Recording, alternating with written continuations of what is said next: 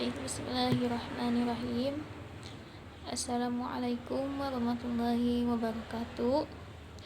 Yang terhormat Bapak Dr. Komarudin MPD selaku dosen pengampu fikih muamalah, izin memperkenalkan diri.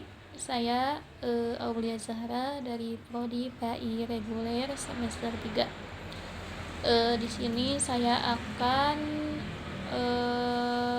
menjelaskan tentang sistem ekonomi Islam di zaman Nabi Muhammad SAW.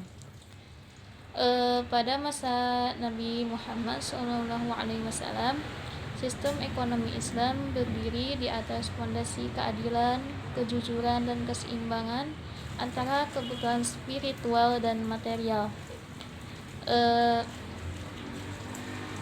Sistem ekonomi Islam juga memiliki beberapa karakteristik. Di antaranya ada prinsip tauhid, di mana ekonomi Islam pada zaman ini berlandaskan pada keyakinan bahwa seluruh kepemilikan berasal dari Allah. Jadi manusia itu hanya diberi amanah untuk mengelola harta secara adil dan bermanfaat. Yang kedua adalah larangan riba. Sistem ekonomi ini melarang keras segala bentuk riba karena dianggap merugikan pihak yang lemah dan menciptakan ketidakadilan. Yang ketiga ada perdagangan yang adil dan transparan.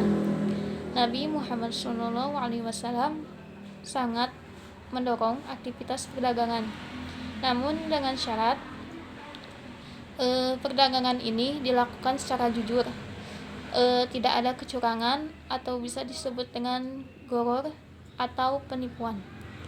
Yang keempat ada zakat dan distribusi kekayaan, di mana zakat ini diwajibkan untuk membersihkan harta dan mendistribusikan kekayaan kepada golongan yang membutuhkan, sehingga tidak terjadi penumpangan atau penumpukan kekayaan pada segelintir orang.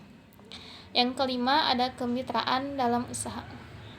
Praktik kemitraan ini, yang dimaksud kemitraan ini adalah kemitraan bisnis, di mana kemitraan ini mencakup mudharabah atau kemitraan modal dan musyarakah atau kerjasama usaha yang diterapkan untuk berbagi resiko dan keuntungan secara adil. Jadi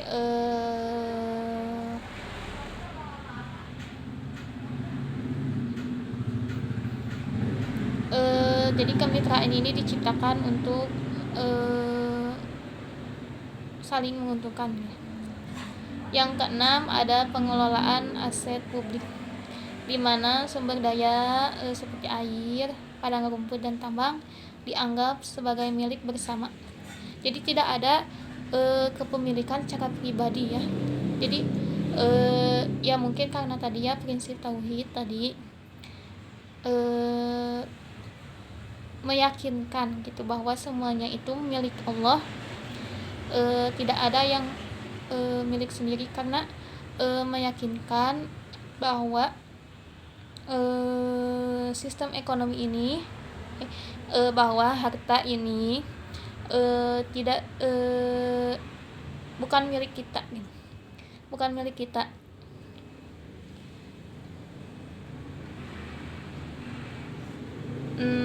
Ada juga komunitas muslim.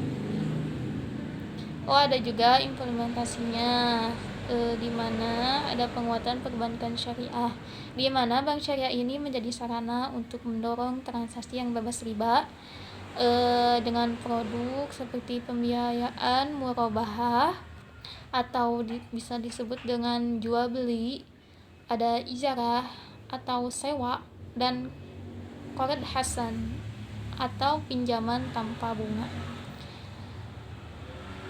Yang kedua ada investasi halal, di mana investasi ini seperti saham syariah, sukuk atau obligasi syariah, dan reksa dana syariah yang memungkinkan masyarakat berinvestasi sesuai syariat,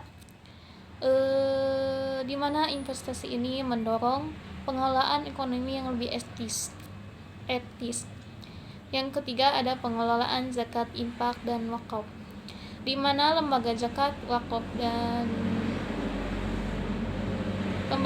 dan wakaf ini memegang peran penting dalam redistribusi kekayaan. Di mana contohnya ada wakaf produktif untuk membangun fasilitas pendidikan atau rumah sakit.